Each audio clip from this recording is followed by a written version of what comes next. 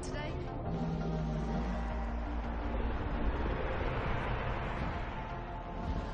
Welcome to the grid. What's it feel like out there?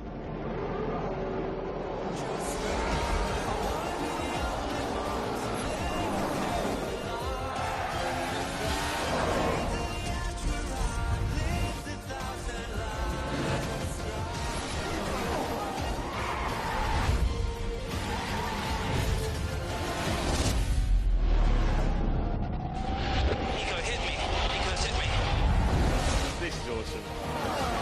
But how much do we know what's in his head?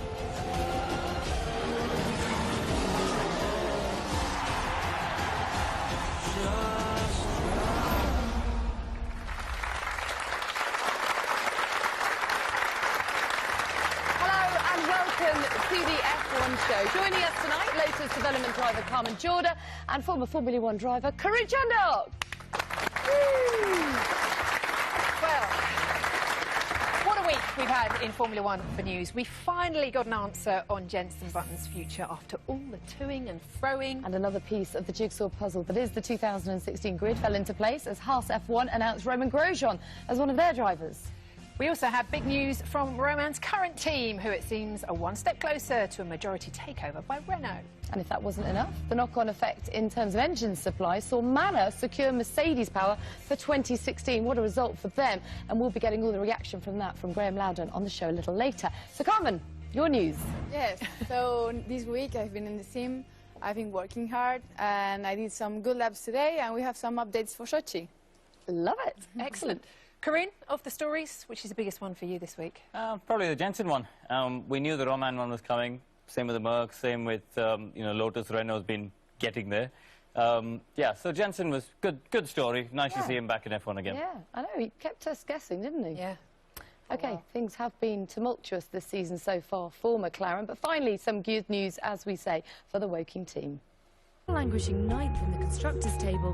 What is clear is that McLaren are still under a languishing ninth in the constructors' table. What is clear is that McLaren are still under a great deal of pressure. This is embarrassing, very embarrassing. We want him to stay. We like him very much. But if you're a driver, GP2 engine, GP2. Doesn't really want to be in the seat, then we have to respect that. Everyone was a Is this one of the toughest times of your career, Ron? bit confused, but with 14 DNFs between the drivers so far this year, and still. I would say it's pretty challenging, but it's pretty challenging because Formula One is very, very, very time-consuming, and it needs all of your commitment and all of your focus. I just can't give it that at the moment. Days like today, you feel embarrassed a little bit, because it's not possible that some of the guys overtake us like this, because it should be a little bit more competitive. What the team and their fans really needed was a bit of good news. So on Wednesday this week, a new long-term sponsor was announced to secure some much-needed revenue. On Thursday, it emerged from all the rumour and speculation that Jenson Button has signed for 2016 and a 16th season in Formula One. So, seemingly, McLaren's 2016 driver lineup is confirmed. Our drivers are Jenson Button and Fernando Alonso, and they'll be the drivers for next year, and it's just the beginning and the end of it. I said that in Suzuka, I'm saying it again today. There is no real announcement necessary. The fact is that that's the situation going into Suzuka, coming out of Suzuka, and it is the same situation today. I think this is the only thing that will challenge Mercedes in the future, in the near future. But right now is tough times because we don't have the toys to fight with them. But with no official press release on Fernando's future and still so much uncertainty over power and reliability, watch this space. Well, Karun, I want to pick up on something there. JB signed for another year, but when we all left Singapore, we were convinced he was retiring. He's played a blinder, hasn't he? I don't know if he has, or the whole thing's just a bit confusing. With that piece that Martin and the guys did after the race, they really had to push hard to get some answers out of Ron. And then after that, just hear Jenson announced, confirmed in a press release, but not Fernando there's something that I think we're all missing, or something they're not telling us. Fernando is one of the most intelligent people I know, let alone racing drivers. And for him to make all those noises in Japan, that wasn't just a Latin temperament. No. That was there's a calculated thought process there. So whether he's just renegotiating something to stay on, or there's a bigger piece of the puzzle, we'll find out in due course, or not. He is a wily old fox, isn't he? Nothing seems to happen by accident with Fernando. He thinks everything through. But just on Jenson again for a minute, how important is it for Formula One to have him in the paddock? Well, I think he's a great driver, and we don't have to forget that he's a world champion. So he achieved quite a good things, and he deserved McLaren. And I think they're going to achieve quite a good things because they have Honda as supporting them, and they're going to get back for sure. I mean, it is important to have a driver like Jenson with all his experience helping them through that process, isn't it? Yeah, definitely. I mean, it's important to have Jason, and I think Alonso gives them a lot of, as he was saying, he's a really, he's a good driver, he's talented, but he gives a lot as well to the technical part, and I think it's a good mixture to have Jason and Fernando. They get on well, don't they? I mean, they do get on well, that is yeah. one thing. But Karun, if you're a driver and you're toying with retirement, shouldn't you just retire? Or even toying with it? We don't even know that he was toying with it. He might have been toying with us. all of us. Yeah, I mean, look, at the end of the day, Jenson is someone who's still motivated. He still enjoys, being in F1, albeit not at the back of the grid, of course. Clearly, he still wants to carry on in Formula One. Perhaps he knows something in terms of the engine architecture being fundamentally different for 2016 that the outside world doesn't. But clearly they haven't made the progress this year that any of them wanted to. Next year could be a big, moment for them. Is either they're going to make that step forward, because with people like Haas coming in and people with like Mann and Marussia getting the Merc engines, all that, Honda and McLaren have got to make progress. Otherwise, they could run the risk of being, the back row of the grid. But you make the point there that they haven't made the progress that they would have liked to or they expected to. And isn't that the point? There are no guarantees. So what can they have said to their drivers? I mean, perhaps it's this backloaded contract that's kept Jenson in. But what can they say to someone like Fernando to convince him to stay at a team that still has a long way to go? Well, definitely, that's what's difficult. That's why he was complaining and so frustrated in Japan, saying all this about the car, because it must be so hard for him to have chosen Honda and be with McLaren, and then having this frustration and this result that he's having. So definitely they should be telling them something really good for next year. All right. Let's hope so. Well, the other piece of the jigsaw to fall into place was the announcement of one of Haas F1's drivers. On Tuesday, they held a press conference to announce that Romain Grosjean would drive for the team. I think we've always maintained that we wanted an experienced driver. Formula One's a tricky business. It's like any other kind of business. You have to learn it, and the best way to learn it is to learn it from other people. I discovered the project a few years ago through the media, and then get to know a little bit more about what Jean and Gunther were doing and how it was nicely building up. And I like the fact that it's a different approach to what normal new F1 team would do, and I think it's an approach that can be pretty quickly successful. And if we're racing in Formula One, it's not to be last on the grid, is to try to always do our best as a team, as a driver, and what we like is to try to bring the champagne on the podiums. I started talks with the management of Romain in Barcelona to see if he's interested, and we spoke quite a few drivers, and in the end I spoke also with technical people, what they think about Romain, how he develops a car, because we have got a steep mountain to climb here. We are a new team, all new team members, so we needed somebody who knows what he's doing, and I think in the end we found the right guy. I like the idea with the partnership with Ferrari. I like the way everything has been going. I like the fact that it's going slowly but nicely, and as I said in the media recently, I'm very, very happy that I made that decision. I've spent 10 years in Enstone. I know the guys very well, and it would have been easy to stay comfortable and stay there, but on the other hand, I want to try to win races, win championships, and I thought that coming here to us was a good step in a good direction to achieve that. Well, it was kind of the worst kept secret in the end, Karun, but Grosjean's a good signing for a new team to the grid, isn't he? What can they offer him? What are they offering him that has enticed him to go there?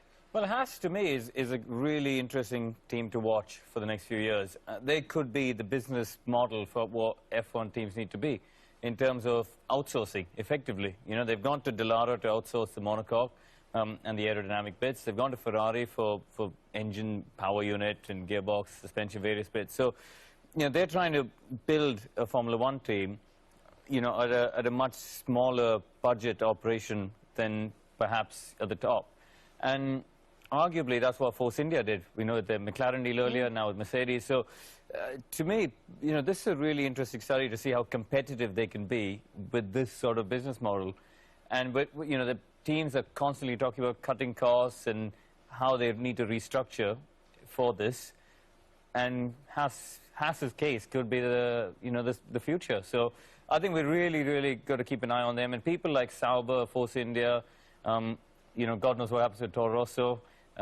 Those sort of people. It's different from manufacturers like Mercedes, Ferrari, but even perhaps Red Bull. You know, is this the way? Do you need to spend 250, 300 million pounds, or could you do it for less and still be competitive? Clever about it. Yeah, exactly. Well, Roman did say that he likes the way that they're going about things, and obviously he's seen the debt rack up at Lotus. But can you see them, a new team, coming into the sport and having an immediate impact? Well, definitely. They are big in America, and, you know, they have the support from Ferrari. They're going to be going with them, and I think Roman as well, maybe he did a good choice because he wanted the challenge. He has the challenge, and he's very talented, and I think this is what is Haas looking for. But at the same time, I think in Enstone we're going to really miss him, and I guess that he's also going to miss a lot of people. So are you surprised that he's gone?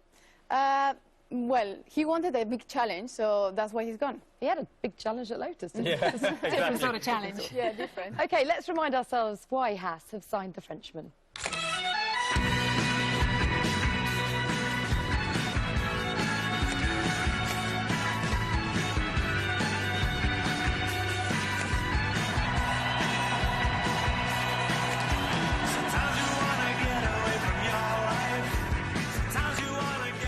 Grosjean, his second visit to Formula One, now his first podium in Grand Prix racing.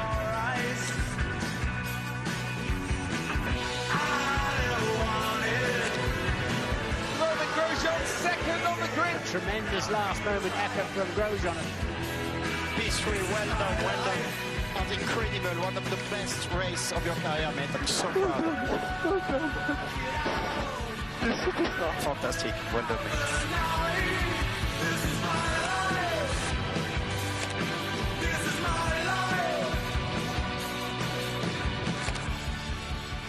So, Carmen, you know him well. How good a driver do you believe he is? Well, he's very good. I have to say that I learned a lot from him because in all the debriefs that he have in the races, as well in the factory, he has helped me a lot.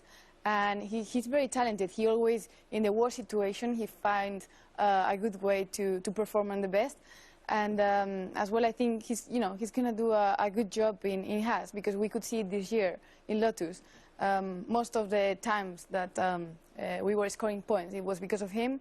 He did a really good result in Spa, so all the team is very proud of him. He's a nice guy, isn't he? He's a good team player. He's also always smiling. And I spoke to him in Japan, Karun, and I said to him, are you potentially on the way back from here going via America? And he had a big grin on his face, so I might go home. And terrible poker face. Him, he has got a terrible poker face. And then I said to him, OK, but we're hearing that this seat at Haas is possibly leading to a Ferrari seat in 2017. And he said Ferrari is the dream for everyone. That colour is something very special.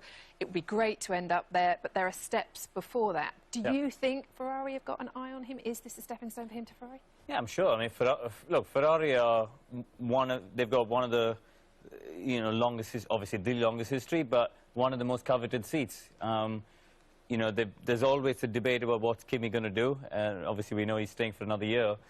Ferrari, I'm sure they're watching him. They're watching Max Verstappen. I mean, Carlos Sainz. I'm sure there's every driver on the grid, probably on the planet, would love to be a Ferrari driver one day. So it's not a surprise. I'd love to be a Ferrari driver. Exactly. It's not a surprise to hear Roman say that. But I mean, I stood on this stage a couple of months ago remember with Ted, and we were talking about how, I thought Grosjean and Hülkenberg were two drivers who really deserved a chance. You did, you clever little sausage. Hülkenberg now, I have to say, is a bit different, though, because, Checo's kind of taken the shine off Hulk a little bit in the last couple of years, whereas I think Romain's stock is still really high. And I'm really pleased for him. I mean, I raced with him a lot in GP2 and stuff, and I'm really pleased to see him still there, and you know, hopefully one day in Ferrari. Do you think that Haas will be like the Ferrari B team? Well, that's what they're trying, definitely. And as well, you know, they have been doing a lot of evolution this year with them. So obviously Ferrari is giving them a lot. Yeah, good stuff. Brilliant. Well, let's move on to his current team then. Lotus and Renault have been the subject of many headlines throughout the season so far. But could they come together now and build a brighter future? A marriage of convenience or the rebirth of a title-winning partnership? What a job Lotus are doing. I think the bailiffs are coming in the morning. They're going to get hold of a fast motor car there, aren't they? It's no secret that the financially beleaguered Lotus F1 team have been talking to Renault about them buying into the team for several months. But the process is becoming an increasingly drawn-out one that has threatened their very ability to compete. I think it's clear that 18 months ago, 2 years ago, if someone along the likes of Renault would have looked at the team, they would have run a million miles. We've had to make a lot of difficult decisions. We've made redundancies, we've cut costs to try and get the team sort of into some sort of position whereby it is a team that can be sold. Their mutual attraction is understandable.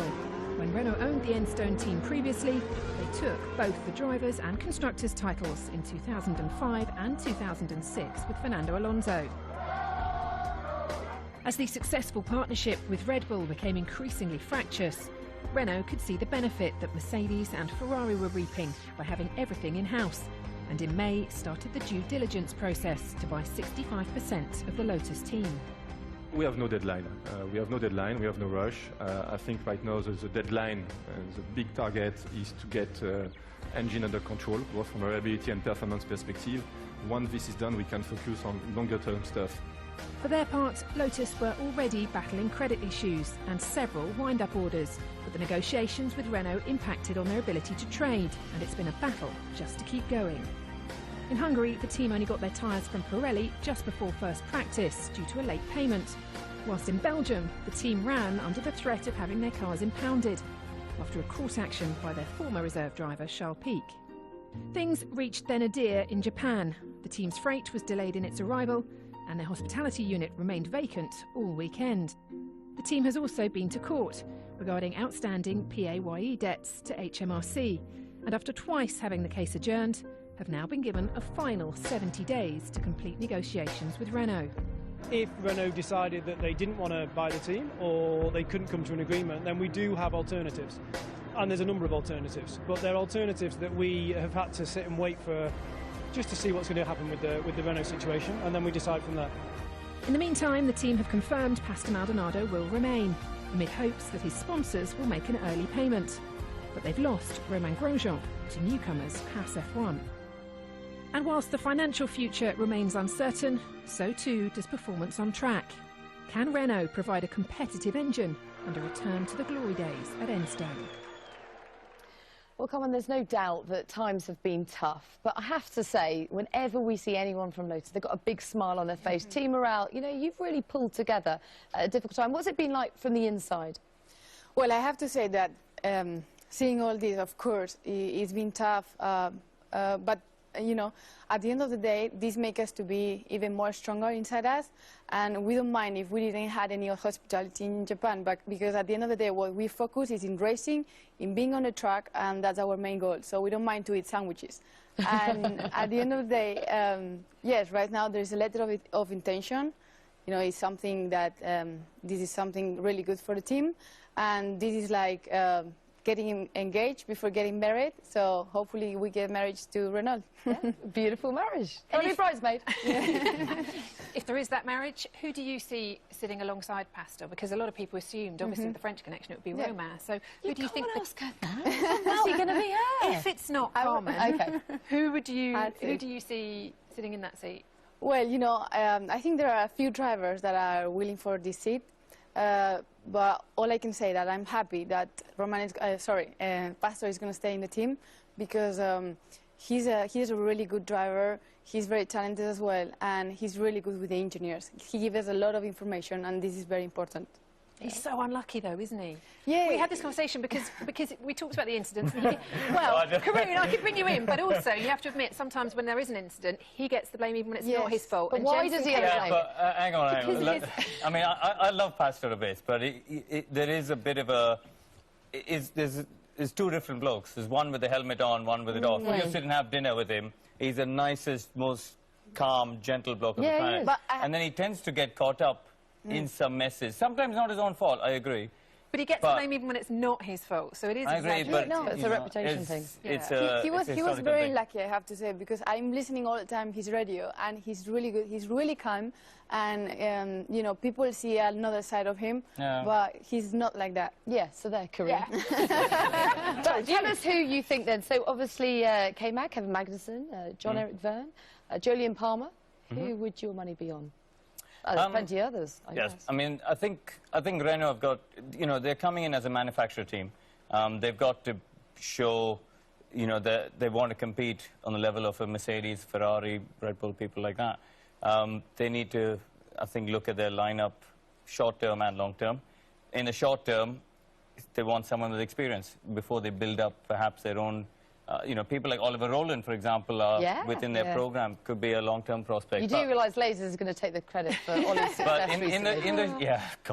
but in the short term, though, I think I'd like to see Kevin get another shot. I think what happened in McLaren is very difficult because if you lose your seat to Fernando Alonso, there's not much you can say. But he deserves another shot in F1. But you talk about the short term. I mean, let's be honest, it's going to be a long road back for Lotus, isn't it? So in the short term, do they need somebody who brings a lot of money to help them through with this? Do Renault need to put somebody in that seat who brings a lot of money? Well, I don't know nothing about it, but, you know, Renault, as he was saying, is a manufacturer. So he's going to want, you know, someone maybe for long term, not that short term, and someone that maybe has some approach in the team. So that could be the option. OK, let's talk about the knock-on effect of all of this on Manor, because that does mean that they get a Mercedes. They've gone from a Ferrari to a Mercedes engine, which is obviously great news for them. If we have a little look at this graphic behind us, if you turn around, sir, and have a little take in what you will from this. Now, Karun, clear something up for me. Is it 4 teams, including the works team, or outside of the works team, in terms of how many they can supply on the grid? I think that's a slightly moving goalpost.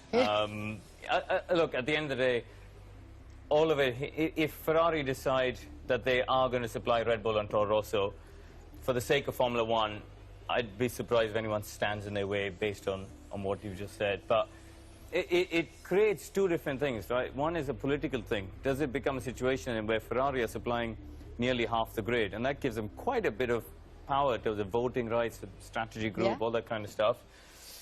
But the whole engine thing seems so complicated and messy at the moment because publicly, you know, there's a lot of stuff being said from all sides. Ferrari, Red Bull, Mercedes, before, all this kind of stuff. That's what I want to it's a very complicated puzzle. Manor getting that Mercedes engine, Mercedes have come out and said it will be a 2016 engine. Red Bull were desperate for a 2016 engine from Mercedes or Ferrari. That's the argument at the moment they're still having. So it's a massive game for Manor and a massive loss for Red Bull. Yeah, but I understand that decision, though. I mean, from Mercedes' standpoint, I fully understand it. You know, you look at what Red Bull have achieved with, you know, an engine that is, let's say, underperforming by their standards and you know, compared to what they could have done.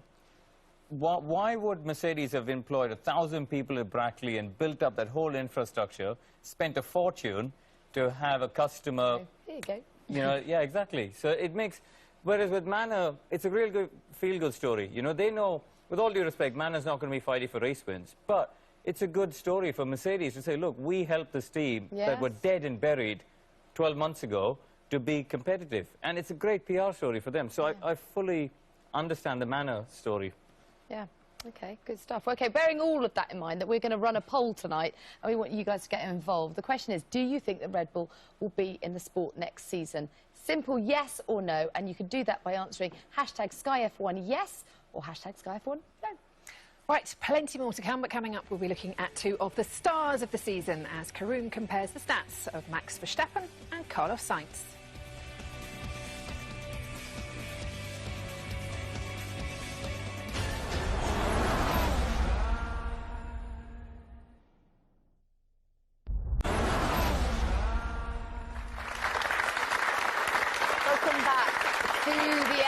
show. Now, after that blitz that was Singapore, it was back to business for Mercedes with a front row lockout and a 1-2 finish in Japan. Let's remind ourselves then of how the race played out.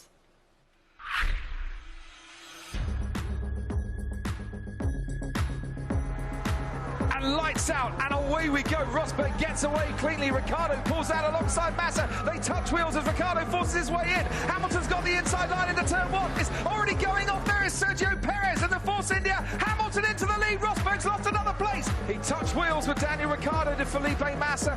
Push to attack Bottas to destroy his tyres.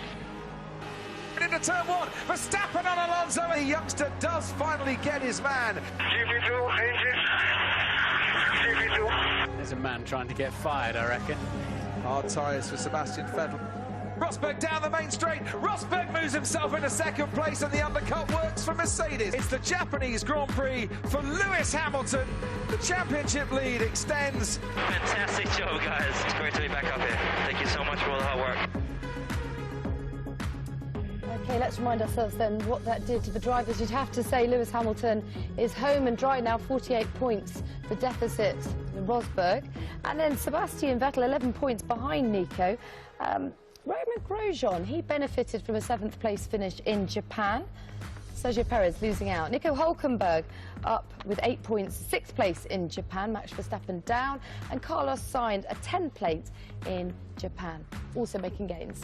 Well, this is what the Constructors looks like. Mercedes can win it in Russia just as they did last year, but they need to score 3 points more than Ferrari to do it. Williams there in 3rd, well clear of Red Bull. And look at that, Force India now cementing that 5th place and that final place on the strategy group. Very important for them.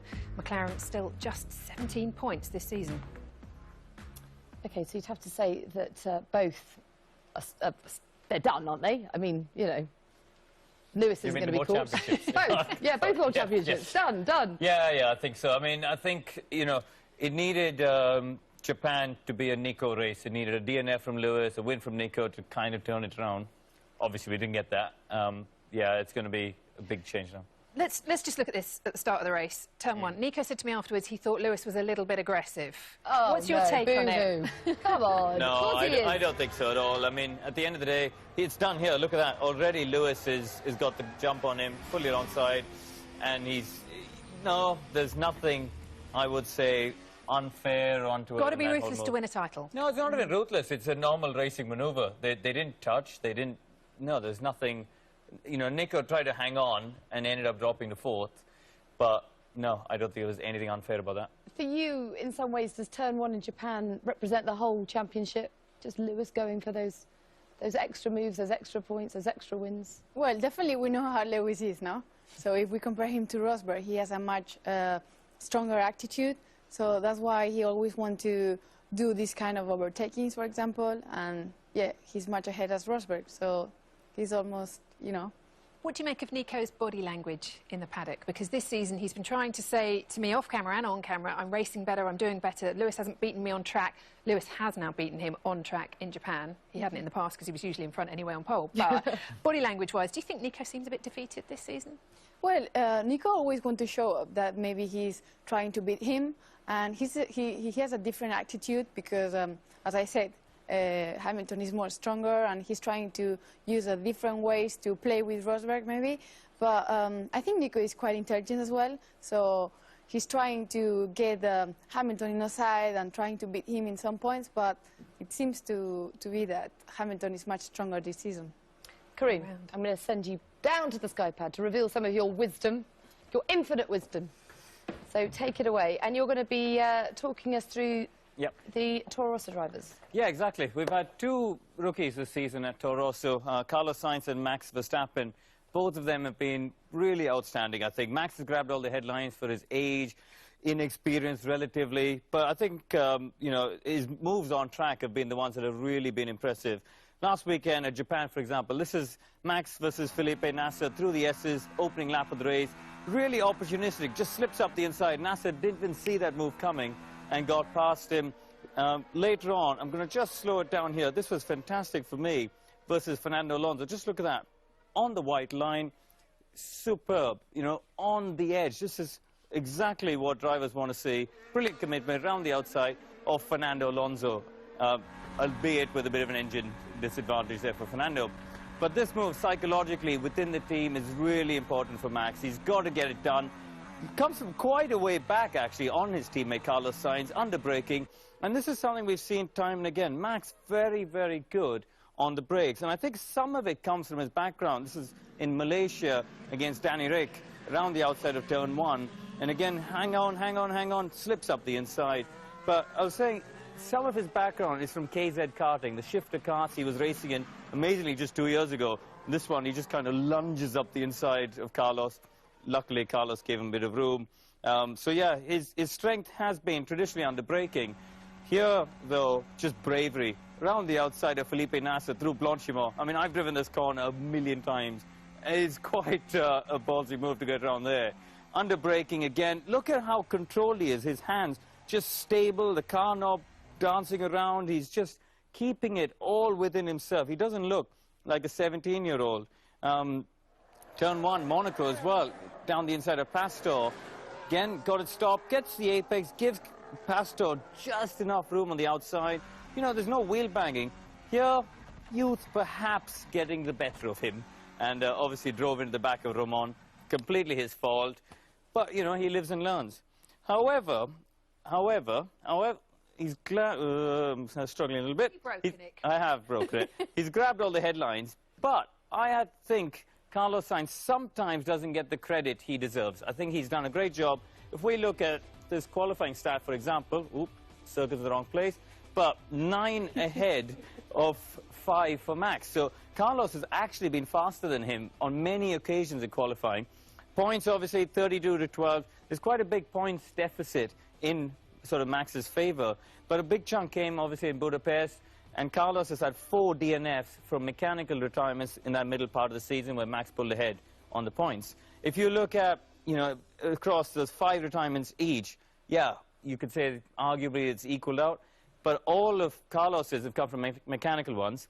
Max, we saw Monaco, the Chantier, and obviously Silverstone, his own mistake. So I think actually it's more equal than perhaps the headlines suggest. And also, you make a good point there, because Carlos's came in a row when the drivers were more used to the cars, they were getting more confident around the circuit, so he did lose out significantly points-wise on those. Carmen, for you, of those 2 drivers, they've been my stars of the season. Just watching them, you love watching them race. Who do you think's come out on top out of those 2? Well, I've raced with Carlos and I know him very well. And I know Max is younger, he's more maybe aggressive, let's say. But Carlos is really fast driver. And as he was saying, in qualifying, he's always better. So I know in races maybe Verstappen has another points that maybe he overtakes when there is no space, or maybe he does quite a good things. But I'm still thinking that Carlos has surprised a lot of people doing what he's doing this season. The trouble is, when you're up against a 17-year-old, they are always going to get the headlines. Now. Oh, 18 and he's passed his driving test on the first attempt. Yeah. Unlike some of us. So too, yeah. OK, another bit of news. Actually, Rach flagged it up there with the constructors about Force India currently being in the 5th spot for the which will automatically qualify them for the strategy group, which is very important to them. But also what they've said is that they've lodged a complaint with the EU Commission. And this is all about parity and fairness, lawfulness within the governance of Formula One. And Karun, you know, you've been involved with this. You know what goes on at Force India. They've always sort of grumbled about this, because what other sport do you see a strategy group of just 5 teams basically dictating what happens in the sport? Are you surprised that it's got to this point, or is this kind of the only option available to them, if you like? I don't think it's been a complete surprise. I think it's been coming. You know, we've heard a lot of rumblings from Monisha Kaltenborn and Bob Fernley at Force India, the 2 teams involved, and Vijay. You know, and they've been very unhappy about how things are going. I think it started to come to a head at COTA last year. Remember, at Austin, there was a lot of stuff going on. It then supposedly went away. But I think, you know, we have to keep at the back of our mind 2 things. One is Bob and Vijay are both quite thorough in the background that they do. And also Monisha, who they've sort of partnered with in this project, if you like, is also a lawyer by qualification. Now, glossing over the issues they have with Guido in Australia, you know, you'd have to think that they've gone down this route with some sort of substance that they believe is going to get them through it. Because otherwise, to take on the might of, you know, FIA and Bernie and CVC and all the rest of it, you know, it's a big challenge to take on. OK, good stuff. Right, we heard earlier about Manor securing Mercedes power next year. And coming up, we'll be talking to their president and sporting director, Graham Loudon, about exactly what this means for the team.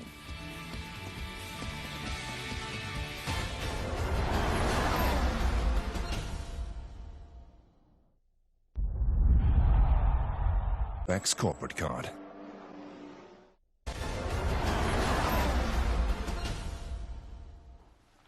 Welcome back to the F1 show. Now, at a time when suggestions for alternatives to Friday practice are being made, is this an opportunity to start up a women's championship to run as part of the F1 weekend? And would it be a good or bad thing for the progress of women in motorsport? Other sports, if you go to Wimbledon, you watch the ladies, as they're known there, in their events, and you watch the men in theirs. So I don't know that, you know, in the story of sport, there's a great objection, or that there ought to be a great objection to women having their women-only event. In terms of female drivers around, you know, we've had Susie's been around for a while, we had Simona Di Silvestro last year, and obviously Carmen Jorda's come in. So I'm not aware of if they could instantly have a field of 20 drivers or anything like that. But I definitely think there's some scope for it, yeah. I think it's a great idea. I was very puzzled when so many women knocked it back and said, you know, no, we want to race the men. But, you know, I didn't see Jessica Ennis competing against men at the World Athletics Championships. It's not a physical sport. So there's no reason why a woman can't be racing in Formula One against guys. You know, it's especially these days with the way the cars are, it's very mentally taxing and demanding. But physically, you know, I can't run a marathon at the same speed as Paula Radcliffe. So I'm sure that a woman with the right skill set could be as competitive as any guy in Formula One right now. So there's not necessary to have a separate formula. But the evidence suggests that there haven't been many women in Formula One. So maybe there is weight lent to the argument that for whatever reason, reasons of tradition or reasons of ability, dare one say, or whatever reasons they may be, that there haven't been many women in Formula One. So therefore, an event of its own is not without merit. I'm guessing you're talking about weather, because this guy knows nothing about motor racing. OK, so our objective, our ultimate goal is to get more women on the Formula One grid. Is a women's-only championship the way to do that? Well, it's not my job to say what is right or what is wrong for the sport. But my target is obviously to get into Formula One car because it's my passion. But however, if I hear this idea, I would love to. I would love to compete into a women's championship that one day one woman can be world champion. And what we're just hearing about Jason, I completely disagree. Because why he trains so much doing triathlons to get into the Formula One car? I mean, it's the same as him. Fernando, we see him, you know, training many times. I mean, you need to be really fit. The G-force is really hard to handle it. So you will never see Serena Williams or Maria Sharapova playing against Federer because they will be 30 minutes in the court. So you're physically up to the job. I mean, you could take on the guys on the grid, couldn't you? Well, of course I can take in the grid, but the challenge is to keep all the race in the same, you know, in the same time. So I spoke to my coach, who is Aki Himsta, who is a doctor for many years in McLaren, and he explained me very clear. He said, look, you're never going to have the same neck and the same legs that Hamilton has. Thank goodness. Yeah. Because you're gorgeous.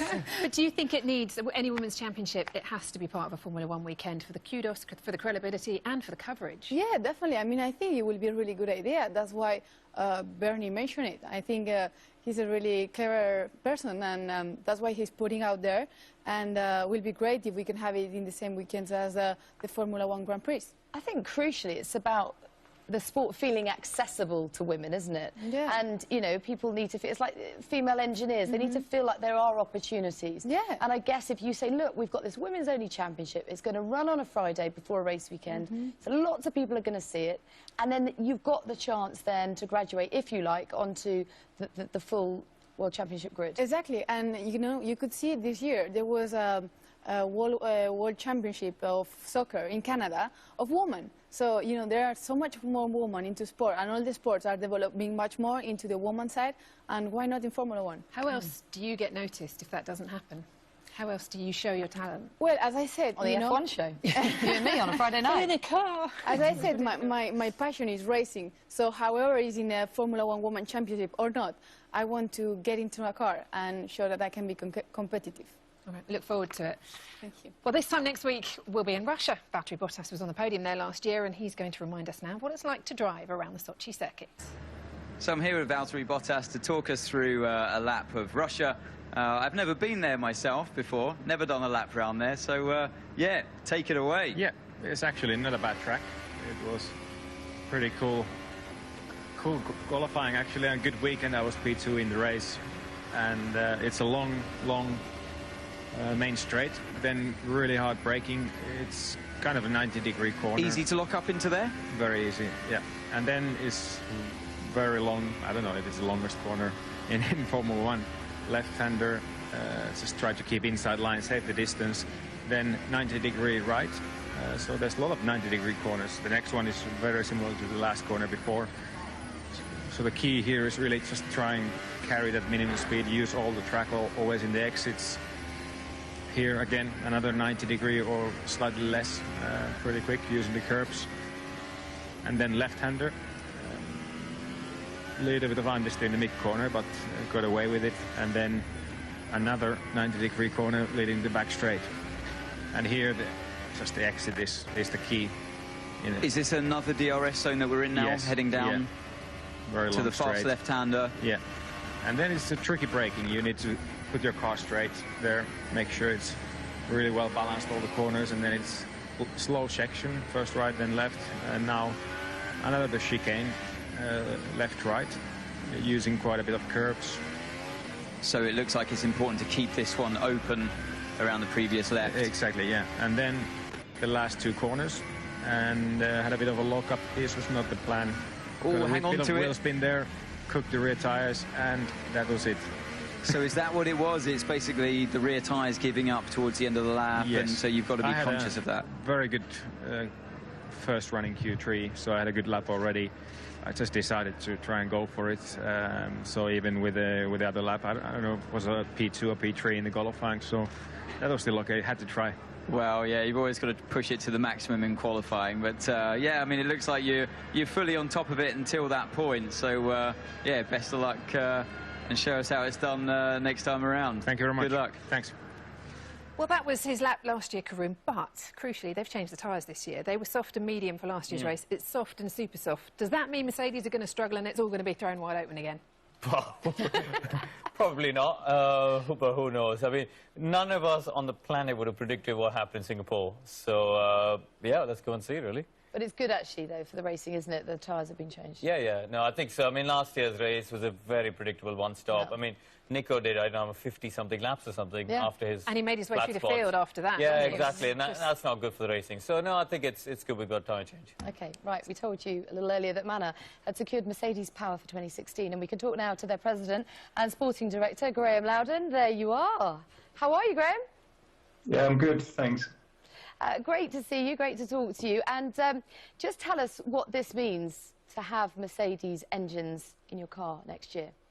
Well, you know, as you know, we had a really difficult season this season, and not the sort of season that anybody would plan to have. And we're now in a position where, you know, we've regrouped, we've rebuilt the technical side, the racing side of the business, and we're now planning towards 2016, and to have the Mercedes power unit and the Williams gearbox and back end really gives us a chance to to move forward and be back to where we really wanted to be. Graham, is there any danger that, I mean, we have to ask you, would you be a Mercedes B team? Can you convince us that that won't be the case? I think I think anyone who knows Manor knows we're a pretty independent we're a pretty independent bunch, and we've navigated our way through what is a very, very difficult sport, and worked well with a lot of partners, and we've enjoyed a long relationship with Scuderia Ferrari, and one thing's absolutely for sure is without their help, we wouldn't be on the grid now. You know, they did a tremendous job for us at the start of the season during a really challenging time scale. So, you know, as Mana, we work with a lot of really good suppliers, and you know, I think we'll maintain our independence. So maintain your independence. You know, you're a team with a lot of character. Will you have any less control, though? Like, for example, what about your driver lineup? Will they be wanting to perhaps bring their drivers through, their development test drivers through the ranks with you? Well, I'm sure any manufacturer or any team, if they have a driver development program, then they'll want to do that. And it is more and more difficult to get seat time in Formula One. But you know, I should stress that this is it's a power unit contract, a long-term power unit contract, and also gearbox and back end deal with Williams, and so there's no driver element to it as such. So Graham, who are your drivers going to be? Come on, give us an exclusive. I'd love to give you an exclusive, but I can't. Ask me another one. I think Karun's got a question for you, Graham. Yeah, Graham. Hi, Karun. You obviously got a new base in Banbury, so we'll see you for a few curry nights soon, I'm sure. You can promising these curry nights, come on. So we do boys' night out there. All right. He's just feeling outnumbered tonight. Mark Hines is at my house at the moment, and 5 minutes before we came on, we were just talking about your legendary curry night. We were subject to all of the regulations on the same day that we entered, and we had something like 7 months to be on the grid in Bahrain, and there was no option at all to delay that in any way. And if we roll the clock forward, we've seen that, you know, of the 2009 teams, of the ones that came in, we're the only one that survived, and you know, and we've had some ups and downs. If we look now at Haas, they've been allowed to defer their entry for a year or so. They've been able to take their time over it, and crucially, they're not subject at present to any of the regulations. So they can take technology from any partner they want. They can take aero information. They can spend as much time as they want in a wind tunnel. So the ease at which you can come into Formula One has changed dramatically. And I think, you know, some would argue that that's a sign that there's been a recognition that this is a pretty difficult sport to enter, and it's been made a lot easier to enter now. And I think that's a good thing. It's a bad thing for us because we came through a different route, you know, so without any question, they are going to, you know, in my view, they're going to be point scoring pretty much straight away, because that car is extremely well developed. You know, you just buy in the technology. It's going to be a really good package. But I don't think we can necessarily complain about it. You know, we can't complain that the industry is too difficult and then complain when it's been made easier for people. Graham, thank you so much for your time this evening. Just one quick word from you. Our poll tonight is whether Red Bull will be in the sport next year. Yes or no from you? Well, I hope so. That was 2 words. Thank you very much, Graham. Thanks, Graham. Have a great weekend. Thanks so much. OK, we did ask you earlier if Red Bull will be in the sport next season, and this is how you voted. Oh, look at that. 76% say yes. We hope so too. Brilliant. Thanks for taking part in that. Now, this is where you'll find us next week. We will be in Russia, of course. The F1 show is at 4 o'clock. You can watch us with a cup of tea. Qualifying gets underway. Our programme goes on air at 12:15. And the Russian Grand Prix, the race, begins from 10:30 next Sunday, October the 11th. Good stuff. Well, thank you very much to the studio audience and to Karun. And Carmen, great to see you. And it's Russia next. It's the second Grand Prix in Sochi. It's one that we're all looking forward to. And do join us next weekend for that. First up with the F1 show. And from Rachel, myself, and everybody here tonight, have a great weekend. Bye for now. It's To Russia with Love.